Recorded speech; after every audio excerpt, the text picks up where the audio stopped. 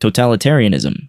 Totalitarianism is when the government loves you so much it wants to be your mom, your dad, your boss, your priest, your favorite influencer, and your executioner. It's like a warm hug that turns into a chokehold, forever. Imagine living in a place where the TV watches you, and if you sneeze out of rhythm, someone knocks on your door at 3 a.m. Under totalitarianism, freedom of speech is totally allowed, as long as it's the government doing the talking. Want to express yourself? Great. Hope you enjoy expressing yourself in a secret prison under a fake name. Elections? Oh, they have elections. Just like Monopoly has money. It's all very colorful and completely worthless. The winner always gets 99% of the vote, because the other 1% mysteriously vanished during a patriotic parade. Education teaches you two things: loyalty and how to forget your own opinions. And history books are rewritten so often, they qualify as fiction. And if you ever start to question the system, congrats. You're now a philosopher. Also, a missing person. North Korea is an example of totalitarianism on steroids. The leader here isn't just a politician, he's a deity holding a missile in his hand.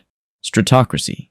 Strattocracy is a form of government where the military controls the state. It usually starts with a coup d'etat, where generals decide the best way to save the country is to shoot the people running it. After that, elections vanish, laws become orders, and the country becomes a barracks with a flag. Public input? Adorable. You'll be heard right after the morning drills and mandatory tank parade. In a strattocracy, the solution to every problem is a boot. Poverty? Boot. Protest? Boot. Privacy? Boot. Twice. Freedom still exists, technically, as long as it wears a uniform, salutes before speaking, and doesn't ask why the sky is full of drones. If you're wondering what rights you have, check your dog tags. And if you don't have dog tags, don't worry. You're just civilian, also known as background noise. Myanmar from 1962 to 2011 was a perfect example of a strattocracy. The generals took over, wrote a new constitution, banned opposition, and ran the country like a boot camp with no exit. Civil liberties were replaced with curfews, the economy was crushed, and the dissenters, of course, shot.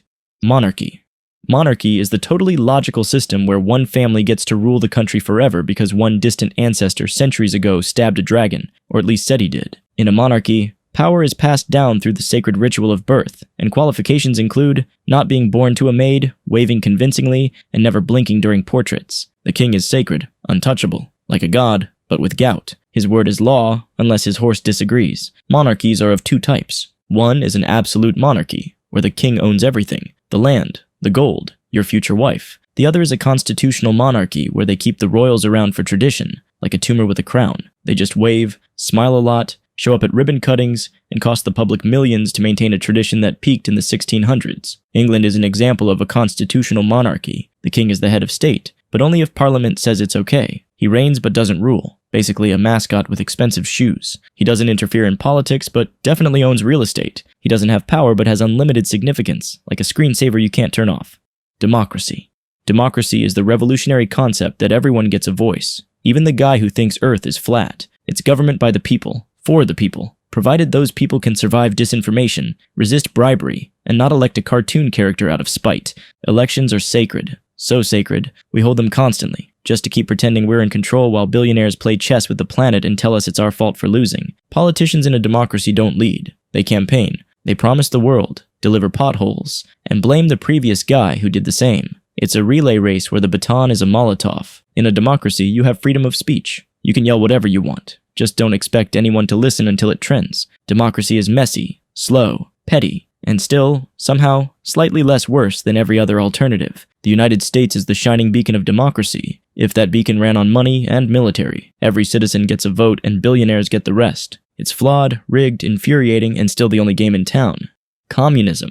Communism is the magical idea that if no one owns anything, everyone will have everything. It's like believing if we all jump together at the same time, we'll fly. Spoiler, we just get bruises together. In theory, it's about sharing. In practice, it's about waiting in a bread line for 7 hours to share a single potato with 12 people and a stray dog who's also in the party. The government owns the factories, the land, the media, your dreams, your socks, and they still can't make toilet paper. But hey, at least everyone's equally miserable. No rich, no poor, just one long queue of disappointment. Jobs are assigned. You might be a surgeon, a janitor, or a guy whose job is to clap when the dear leader finishes speaking. And no matter what, your paycheck always looks like wet tissue with numbers on it. Holding private assets is banned, which sounds fine until you realize that includes your toothbrush. Cuba is a classic example of a communist country. The government owns everything, from sugar to sorrow, and generously gives you just enough to stay miserable but functional. Healthcare is free, but so are the shortages. Education is universal, but so is censorship. Everyone's equal, which means equally broke.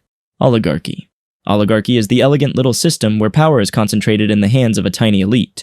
Usually they're billionaires, warlords, corporate heads. You know, the kind of people who can crash a market before breakfast. Elections might still happen, but don't worry. Oligarchs own the candidates, the media, and also your retirement fund. Policies aren't made for the people, but for shareholders, donors, and whoever has the juiciest offshore account. Laws are drafted in boardrooms, approved by lobbyists, and sold to you as reform. In oligarchy, wealth and power reinforce each other in a glorious loop of, you lose, they golf. If you're not in the club, you're just a revenue stream in the system with voting privileges. And if you ever wonder who's in charge, check who never seems to lose no matter who you vote for. But don't worry, it's still technically a free country. You're free to work, free to vote, and free to cheer while someone else cashes the winnings. Russia's modern system is a masterclass in oligarchy. After the Soviet collapse, a few businessmen snapped up state assets, became billionaires overnight, and formed a power network so tight even the president answers to their bank accounts, unless he's one of them. Theocracy.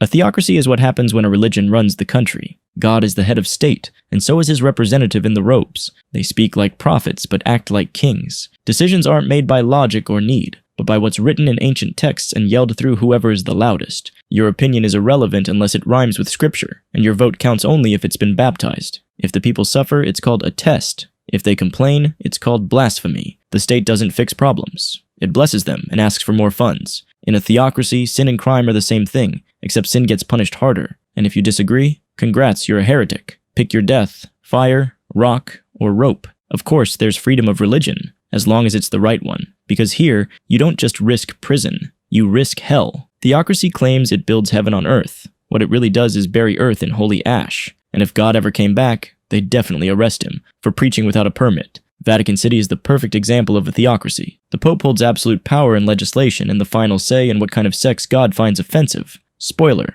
almost all of it. Technocracy. Technocracy is the sleek, futuristic idea that society should be run by experts, like engineers and scientists. Because obviously, if you know how a machine works, you must know how a human works. In theory, it's a utopia of logic. No corruption, no emotion, just data-driven decisions. In practice, it's a nightmare run by spreadsheet fetishists who think feelings are software bugs. The rulers often don't have charisma, they just have graphs. Their god is efficiency, their religion is metrics, and their Bible is a 400-slide PowerPoint called Optimizing the Human Condition. In a technocracy, democracy is viewed as inefficient. Compassion is considered statistically irrelevant. And culture? That's just bad data interrupting the algorithm. And if you don't understand how the system works, that's fine. The system already decided you're the problem. Technocracy doesn't yet have any real-world examples, but imagine Elon Musk as president of everything. Laws are written in code, elections replaced by performance reviews, and the national language, Python. The healthcare system runs on AI predictions, and if you're inefficient, you get replaced by a drone. Policy debates happen on X, and if you lose, your citizenship gets revoked via blockchain. It's not a nation. It's a test environment for colonizing Mars. Anarchy. Anarchy is a genius-level concept that says the best government is no government. Anarchy is sold to you as freedom, total self-governance, mutual respect, and peaceful cooperation. Sounds lovely, until Gary claims the local park is his kingdom and starts collecting eyeballs. In anarchy, there is no paying of taxes, but there's also no sewage, no infrastructure, and no one stopping Gary from building a catapult in his yard. There are no rules and no laws, unless you count don't get shot as a law. You want food? Trade your shoes. You want clean water? Trade your sister. You want safety? Surrender. The strongest becomes king, and the guy who used to cosplay as Mad Max is now your governor, and his cabinet is just his dogs wearing helmets. Anarchy doesn't ask what's fair. It asks, can you shoot faster than him? Simply, anarchy is not freedom. It's freedom's corpse, still twitching. Somalia in the early 1990s was a real-world anarchy simulator. The government collapsed, and every guy with a gun and a grudge declared himself mayor of something. Justice came from AK-47s, and disputes were settled while reloading for the next round. It wasn't survival of the fittest, it was survival of the most armed. Tribes.